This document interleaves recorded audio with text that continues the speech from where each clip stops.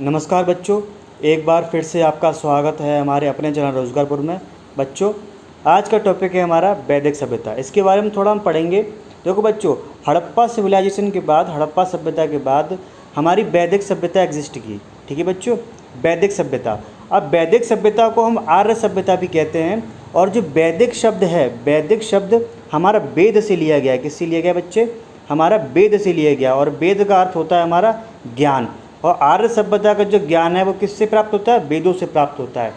इसमें सबसे जो प्राचीन है वो कौन है? ऋग्वेद। ठीक है बच्चों, ऋग्वेद सर्व प्राचीन होने के कारण सर्वाधिक महत्वपूर्ण भी है।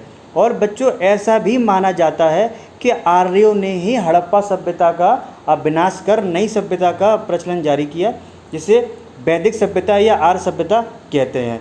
मगर कोई ठोस प्रमाण ना मिलने के कारण ये सिर्फ एक कल्पना ही है। ठीक है बच्चों, आगे बढ़ते हैं।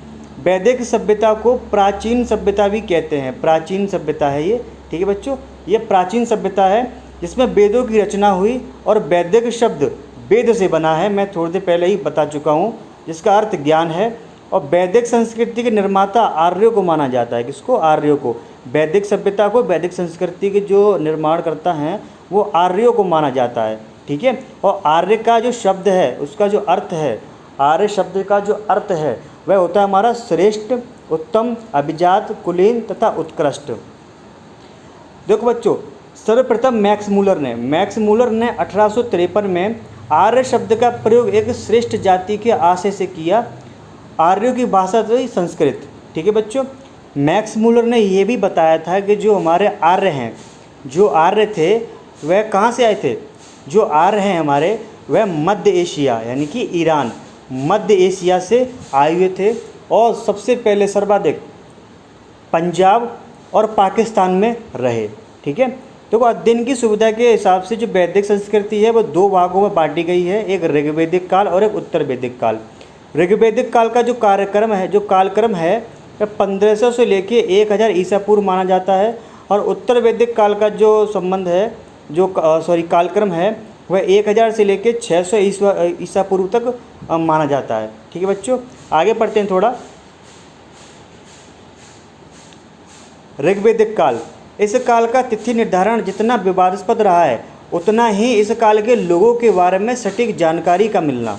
ठीक है बच्चों, इसके बारे में सटीक जानकारी ना मिलने के कारण ये विवादास्पद में रहा है। ठीक है बच्चों, ऋग्वेद संहिता की जो रचना है, ऋग्वेद संहिता की रचना है, इसी काल में हुई थी। और इस काल की जो जानकारी का एकमात्र जो स्रोत है वह साहित्य को माना जाता है। साहित्यिक स्रोत ही एकमात्र स्रोत है जिसके बारे में थोड़ी जानकारी मिलती है हमको ऋग संहिता की रचना के बारे में। ठीक है बच्चों, आगे बढ़ते हैं।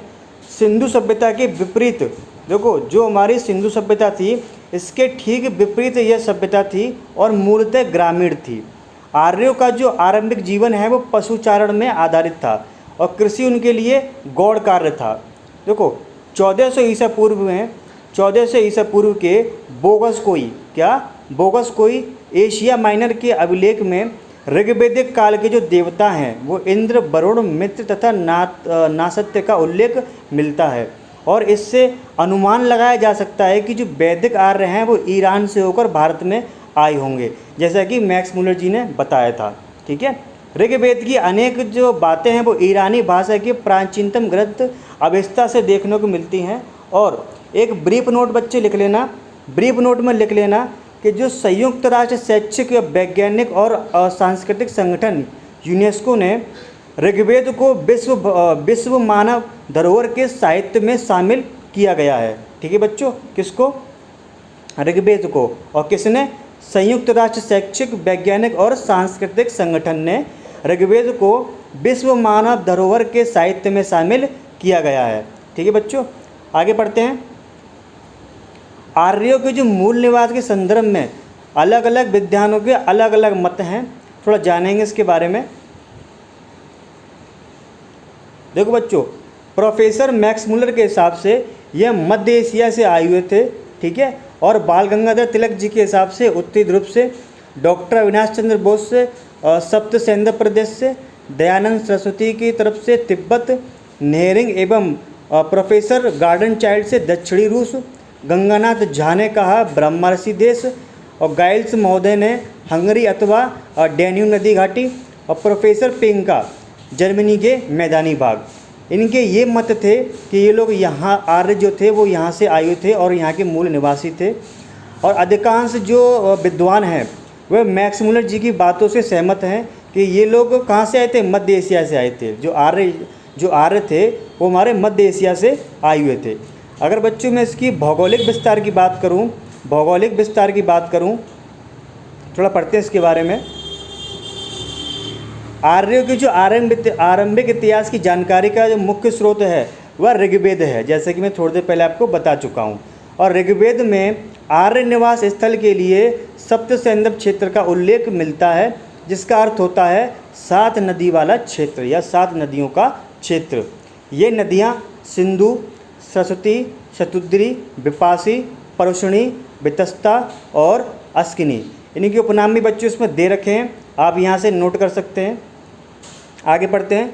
ऋग्वेद से प्राप्त जानकारी के अनुसार, जो ऋग्वेद में जानकारी प्राप्त हुई है उसके अनुसार आर्यों का जो विस्तार है वह अफगानिस्तान, पंजाब तथा पश्चिमी उत्तर प्रदेश तक था। सतलज से यमुना तक का क्षेत्र ब्रह्मावर्त कहलाता था और मनुस्मृति में सरस्वती और दृशदती नदियों के बीच के प्रदेश को ब्रह्मावर्त पुकारा गया है। इससे ऋग्वैदिक सभ्यता का केंद्र माना जाता है। ठीक है बच्चों, आगे बढ़ते हैं।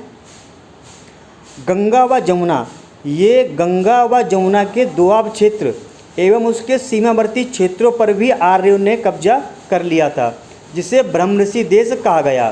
कालांतर में संपूर्ण उत्तर भारत में आर्यों ने विस्तार कर लिया, जिसे आर्यावर्त कहा गया। ठीक है बच्चों, वैदिक संहिताओं की बात करूं तो बच्चों वैदिक संहिताओं की बात करूं तो 31 नदियों का उल्लेख देखने को मिलता है, जिसमें से ऋग्वेद में 25 नदियों का उल्लेख किया गया है। मगर ध्यान देने वाली बात यह है कि ऋग्वेद के नदी सूक्त में केवल 21 नदियों का वर्णन किया गया है और इस काल की सर्वाधिक महत्वपूर्ण नदी सिंधु को बताया गया है। ठीक है, और जबकि सर्वाधिक पवित्र नदी सरस्वती को माना गया है, जिसे देवीत्मा, मातेत्मा तथा नदीत्मा भी कहा गया है। ऋग्वेद में गंगा नदी का 1 बार, जबकि यमुना नदी का जो वर्णन है वो 3 बार इनका नाम लिया गया है। ठीक है बच्चों, आगे बढ़ते हैं।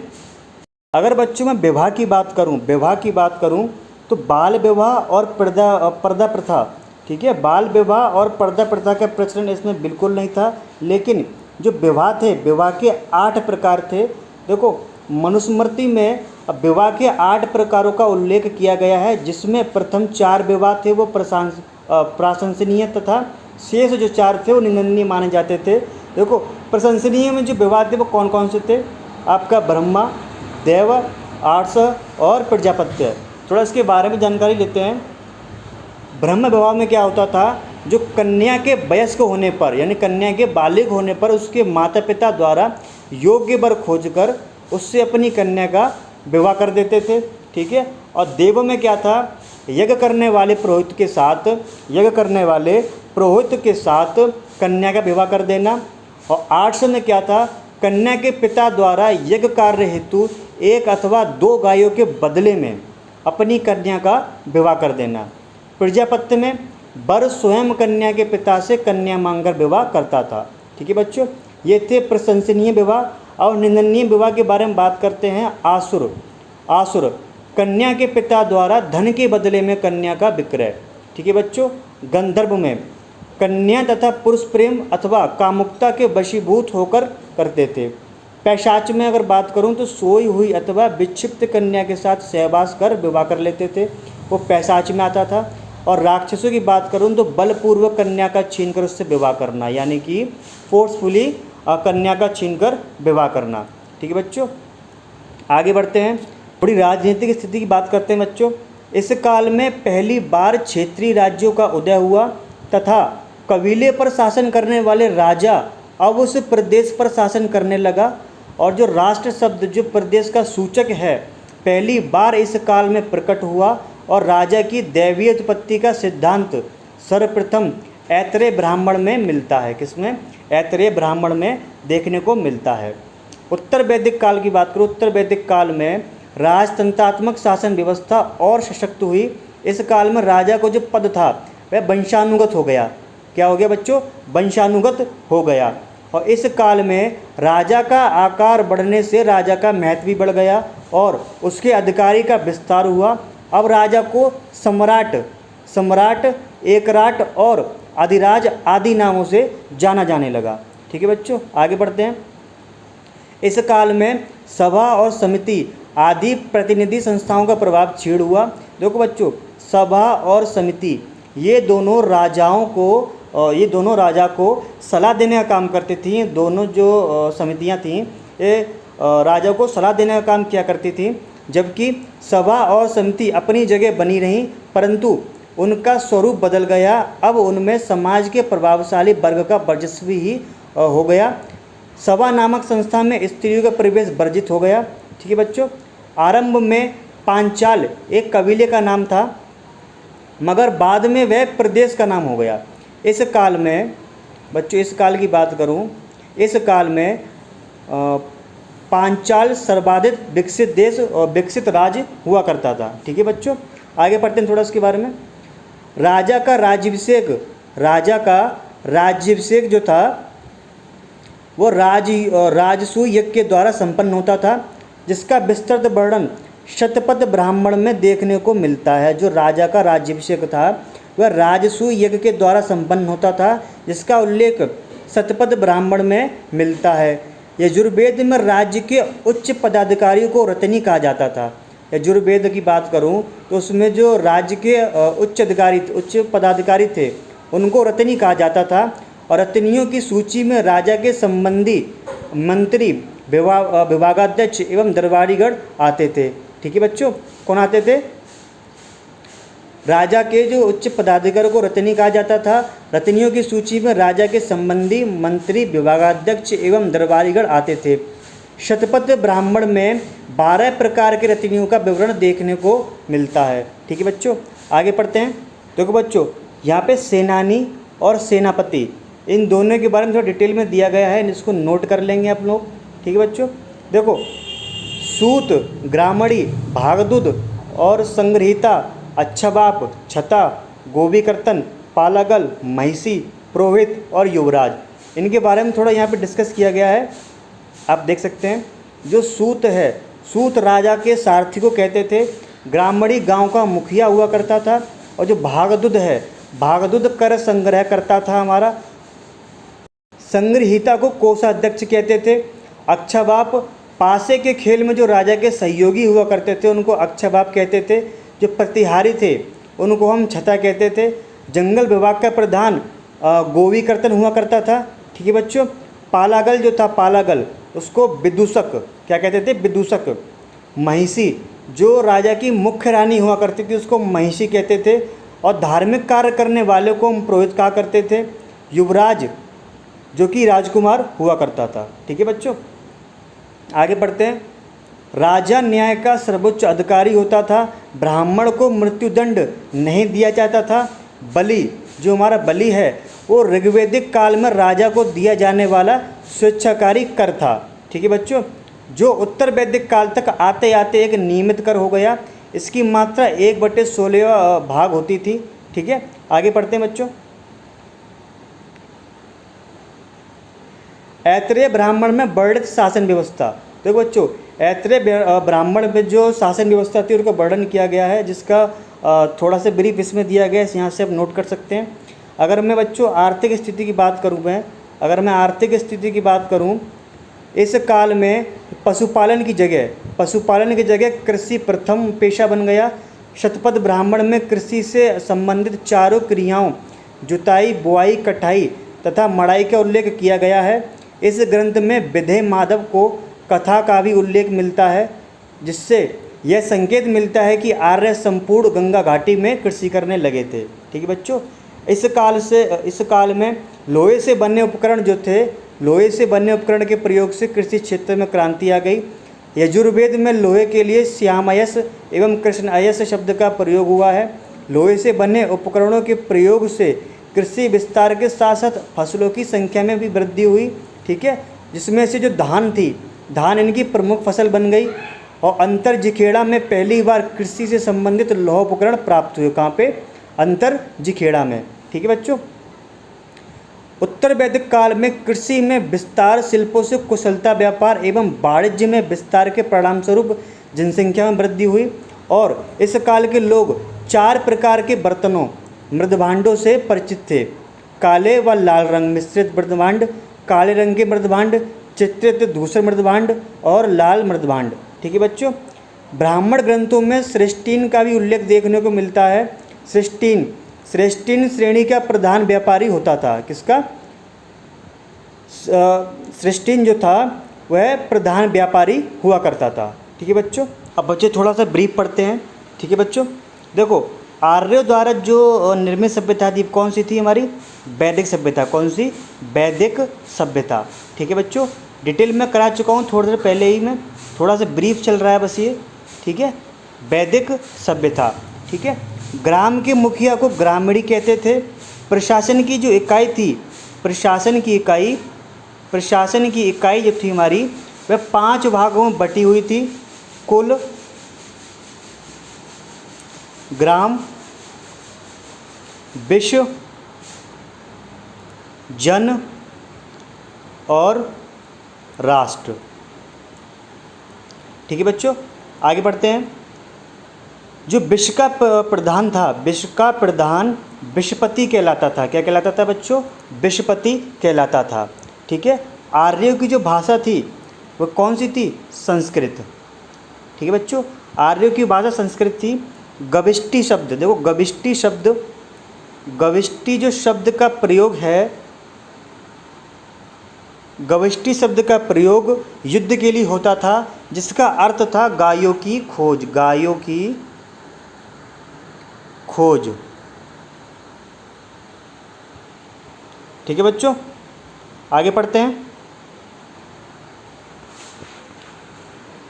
बाजपति जो था, बाजपति गोचर भूमि का अधिकारी हुआ करता था। किसका? गोचर भूमि का अधिकारी हुआ करता था। और जो ऋग्वैदिक समाज को व्यवसाय के आधार पर, मतलब ऋग्वैदिक समाज की बात करूं मैं तो व्यवसाय के आधार पर 4 प्रकार में बांटा गया था। ब्राह्मण, क्षत्रिय, वैश्य और शूद्र। ठीक है। आर्य का जो समाज था वो क्या कहता है?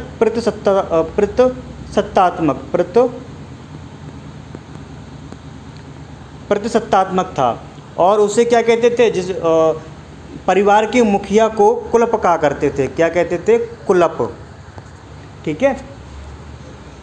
जैसा ही बताया मैंने, पर्दा प्रथा और बाल विवाह।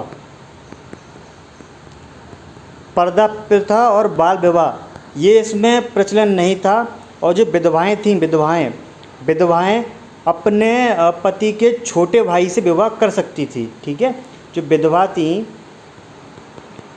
वह मृत पति के छोटे भाई से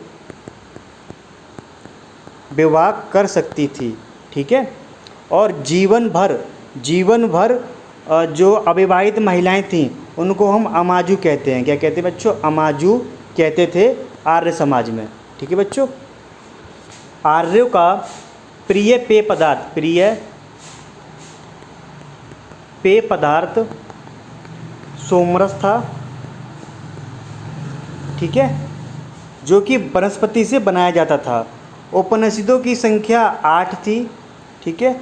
आर्यों का मुख्य व्यवसाय पशुपालन और कृषि।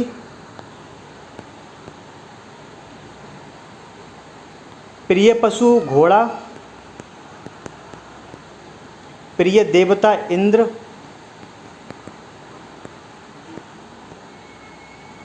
और ऊनी कपड़े को, किसको बच्चे? ऊनी कपड़े को सामूल्य कहते थे। क्या कहते थे? सामूल्य कहते थे। ठीक है। और जो लोहा थी, लोहा आर्यों द्वारा खोजी गई धातु थी। आर्यों द्वारा खोजी गई धातु थी। ठीक है। जिसे श्याम अयस्वी कहते थे। क्या कहते थे? श्याम अयस्वी कहते थे। ठीक है, और तांबे को लोहित अयस।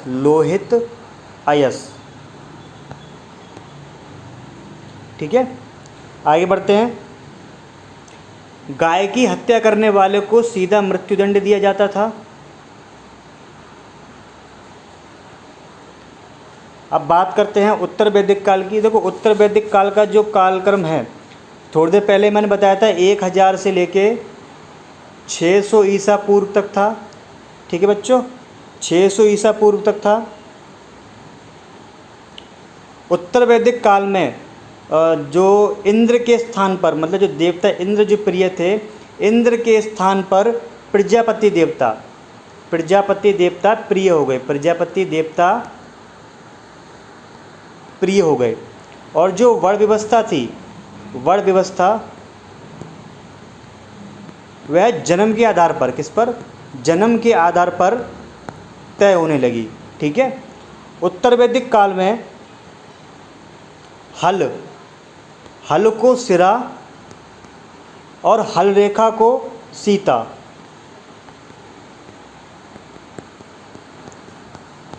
हल रेखा को सीता कहते थे। ठीक है, सत्यमेव जयते किससे लिया गया बच्चों? मुंडकोपनिषद से लिया गया है सत्यमेव जयते। ठीक है, आगे पढ़ते हैं। उत्तर वैदिक काल में जो कौशाम्बी नगर है, देखो कौशाम्बी नगर पहली बार यहीं पर पक्की ईंटों का प्रयोग हुआ। किसका? पक्की ईंटों का प्रयोग यहीं पर यूज़ हुआ। ठीक है, जो महाकाव्य है, एक महाभारत और रामायण, ये 2 महाकाव्य हैं। और महाभारत का पुराना नाम था जय संहिता। और ये महाभारत दुनिया का सबसे बड़ा महाकाव्य है। ठीक है, और गोत्र नामक संस्था का जन्म भी उत्तर वैदिक काल में हुआ। किसमें हुआ बच्चों? उत्तर वैदिक काल में हुआ। ठीक है, अगर मैं इनके प्रमुख दर्शन और उनके प्रमुख प्रवर्तक की बात करूं तो देखो, योग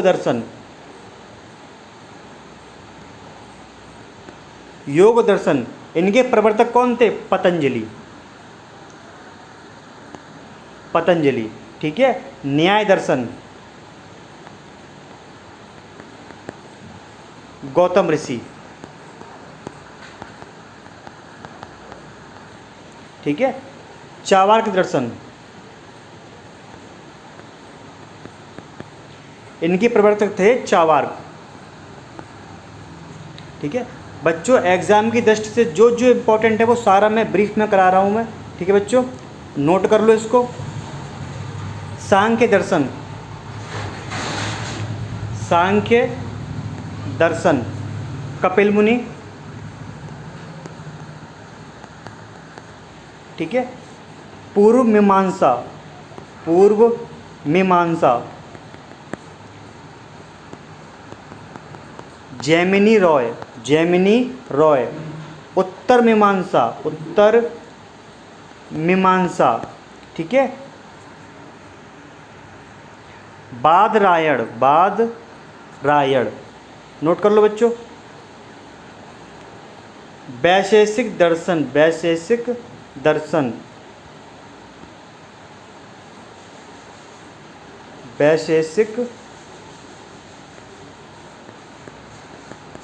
दर्शन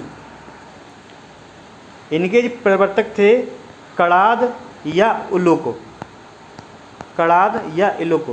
ठीक है, इन दोनों में से एक को माना जाता है। ठीक है बच्चों, आज के लिए हिस्ट्री की वीडियो में इतना ही। मिलते हैं कल।